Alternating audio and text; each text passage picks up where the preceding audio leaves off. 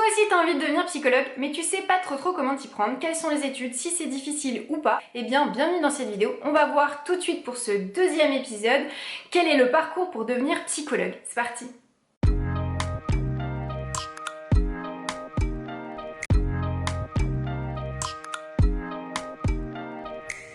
Ah mais il y a un diplôme de psy, on peut pas juste être psy comme ça? Et oui, pour être psy, il y a bien un diplôme. On l'aurait pas deviné. Alors pour rentrer justement à la fac, parce que évidemment pour devenir psychologue, eh bien il faut aller à la fac, il vous suffit simplement d'avoir votre bac, peu importe la spécialité, que ce soit un bac S, ES ou L. En général, les facs s'en fichent. Par contre, vous avez un dossier de candidature justement pour postuler en licence. Pour obtenir ce diplôme pas très compliqué, eh bien il faut faire une licence plus un master, ce qui équivaut à peu près à 5 ans minimum. Bon, entre parenthèses, on va en parler plus tard, mais il faut plutôt compter 6. Et là enfin, vous avez votre diplôme. C'est quoi les études de psy? C'est genre tu fumes, tu bois, tu vas jamais en cours et puis au final t'as ton diplôme, c'est ça? Alors malgré ce que l'on peut penser et surtout tout ce que l'on entend, non, on ne fait pas que boire, que fumer, que faire la fête ou quoi que ce soit. D'ailleurs la plupart des étudiants ne le font pas. Bon alors j'avoue quand même qu'en licence c'est un petit peu plus tranquille. Vous avez simplement des CM et des TD, des cours magistraux qui ne sont pas obligatoires et des travaux dirigés qui eux le sont. Vous n'avez pas énormément de cours, donc la licence on va dire que c'est plutôt tranquille. Petite anecdote également, je me souviens quand j'étais en licence en première année, au début on était je crois à peu près entre 800 et 1000 étudiants au premier semestre. Au deuxième semestre, c'est-à-dire même pas d'ailleurs, arrivé juste avant les vacances de Noël, eh bien en fait il restait plus que 500 étudiants. Ce qu'il faut également savoir, c'est donc que pendant ces 3 années de licence, vous allez avoir différents cours qui vont regrouper la psychologie de manière générale. Donc vous allez toucher à différents aspects de la psychologie, que ce soit la psychologie clinique, cognitive, sociale et également la neuropsychologie. Donc c'est assez varié et en plus vous allez pouvoir faire le choix d'avoir des cours que vous allez choisir, donc différentes spécialités. Par exemple, moi j'avais choisi la spécialité du parcours psychologie tout court. Vous avez également sciences de l'éducation, sciences cognitives, etc. Et donc dans ce parcours-là, j'avais accès à des cours tels que philo des sciences, éthologie, qui est l'étude des comportements des animaux. J'avais vraiment adoré ça. Vous avez anthropologie, sociologie, etc. Donc ça vous permet d'avoir plein d'éléments supplémentaires, d'avoir plein d'apports théoriques divers et variés, d'avoir justement une assez grande pluridisciplinarité. Parce que malgré ce que l'on croit, la psychologie c'est bien plus pluridisciplinaire que ça. Alors ensuite vous allez arriver en 3e année de licence, là ça va un petit peu se compliquer parce que vous allez avoir un petit peu plus d'heures de cours, mais vous allez avoir surtout un stage supplémentaire et aussi le dossier de candidature pour pouvoir aller en master. Petite anecdote, moi quand j'ai fait mes études, la sélection elle était de M1 à M2, donc si t'étais pris nulle part en M2, en fait t'étais foutu, tu pouvais aller nulle part, t'avais pas de diplôme. Et ensuite, vous avez les fameuses années du master. Et alors là, autant vous dire que c'est compliqué. Pourquoi? Parce que premièrement, vous rentrez en année de master, donc là vous commencez à vous dire c'est bon, ok, on est presque arrivé au but. En même temps, il y a assez de compétition parce que oui, il faut le dire, mais surtout, vous avez beaucoup plus d'heures de stage à faire et il y a une pénurie de stages. Vous allez passer énormément de temps à trouver un stage. Je vous rappelle d'ailleurs ma vidéo que j'ai fait au sujet de trouver un stage en psychologie que je vous mets juste ici. Et ensuite, on vous dit, vous allez devoir faire un mémoire. Et ben, c'est la seule info que tu as. Donc on galère assez parce qu'en fait on sait pas du tout comment s'y prendre. En même temps on a les cours, en même temps on a le stage et en même temps on se dit mince, il faut vite que je fasse mon année. C'est pour ça que la plupart du temps d'ailleurs on le fait cette année de Master 1 en 2 ans. Mais ne vous inquiétez pas, c'est tout à fait faisable aussi en 1 an. Tes années de Master, elles ressemblent quand même un peu à ça.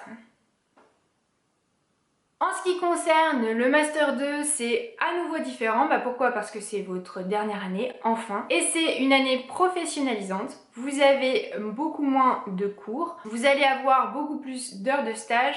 Et si vous êtes notamment dans une fac qui est comme moi, vous allez avoir 2 stages et 3 mémoires. Mais bon, là, vous allez avoir beaucoup plus d'accompagnement. Vous allez avoir un prof qui va être là justement pour vous, pour suivre tous vos écrits, etc., pour vous accompagner là-dedans. Donc c'est vraiment complètement différent. Autant vous dire que le master, c'est vraiment compliqué quand même. Au sujet des dossiers de sélection, que ce soit en L1 ou en Master 1, dites-moi si ça vous intéresse justement que je vous fasse une vidéo à ce sujet, dites-le moi en commentaire. Tu passes énormément de temps à la BU, tu passes énormément de temps aussi à acheter des bouquins. Tu passes aussi énormément de temps à chercher la salle parce que parfois c'est vraiment un labyrinthe. Donc c'est ça aussi les études de psycho. Donc si tu veux picoler et sortir, non, c'est plutôt on se donne rendez-vous à la BU, vois-tu? Hein? Ouais. Alors, on me demande souvent quels sont les conseils que j'ai au niveau des lectures, c'est-à-dire moi je rentre en première année de psycho, je sais pas trop qu'est-ce que je dois lire comme lecture, qu'est-ce que tu as à me conseiller? Moi je vais vous en proposer quelques-unes, c'est les miennes, celles que je conseille, ça veut pas forcément dire qu'il faut absolument les lire. D'autres psychologues vous proposeront d'autres lectures, moi je considère que c'est celles-ci qui peuvent être aidantes, donc voilà, ça c'est à vous de voir. Oh, c'est bon, je parie. Alors moi le tout premier livre que j'avais lu c'était celui-ci, les 5 leçons sur la psychanalyse de Freud. Bah forcément faut bien commencer par Freud hein. Voilà, c'est un livre que j'avais lu juste avant de rentrer en psycho, c'est un livre qui m'a beaucoup aidé. On m'avait conseillé la psychopathologie de la vie quotidienne, moi très franchement j'avais rien compris avant, donc je vous le recommande pas forcément. Celui-ci il est assez simple. Vous pouvez également, tout en restant dans la dynamique de Freud, commencer avec aussi métapsychologie. Même si je pense qu'il est un petit peu moins facile d'accès, ça reste quand même tout à fait possible, mais je vous recommande quand même celui-ci. Ensuite, moi je vous recommande vivement, et ça c'est un bouquin qui m'a servi, mais je crois toutes mes années de psycho, c'est celui-ci, le manuel de la psychopathologie clinique. Donc vous voyez, il est assez gros, mais en fait il regroupe quasiment toutes les théories, tous les auteurs, c'est très bien expliqué. Donc moi je vous le recommande vivement, non pas évidemment à lire avant vos études, non, mais c'est un bouquin qui va vous servir énormément pendant vos études. Il coûte un peu cher, je suis d'accord avec vous, mais ça va vraiment vous aider. Et enfin, pour tous ceux qui rentrent dans une fac qui est d'orientation psychanalytique ou qui veulent aller dans une orientation psychanalytique, je vous recommande ce bouquin, Le vocabulaire de la psychanalyse.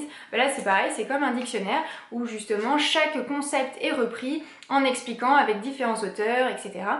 Tous les concepts donc, pour que vous y voyez plus clair.